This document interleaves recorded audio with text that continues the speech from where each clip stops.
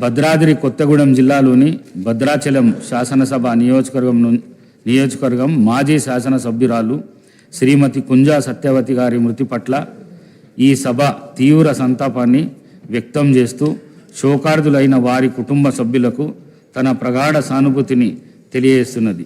శ్రీమతి కుంజా సత్యవతి గారు 2009 నుండి 2014 వరకు భద్రాచలం శాసనసభ నియోజకవర్గం నుండి ఉమ్మడి ఆంధ్రప్రదేశ్ శాసనసభకు ప్రాతినిధ్యం వహించారు. వీరు 1988 నుండి 1994 వరకు ఐద్వా భద్రాచలం డివిజన్ సెక్రటరీగా, 1994 నుండి 2000 వరకు రాష్ట్ర జాయింట్ సెక్రటరీగా, 2000 నుండి 2005 వరకు భద్రాచలం ఎంపీపీగా, 2006 నుండి 2008 వరకు ఐద్వా సెంట్రల్ కమిటీ మెంబర్గా పనిచేశారు. వీరు తమ నియోజకవర్గ అభివృద్ధికి ఎనలేని కృషి చేశారు. వీరు 2023 అక్టోబర్ 16వ తేదీన మరణించారు. వీరి వయస్సు 52 సంవత్సరాలు.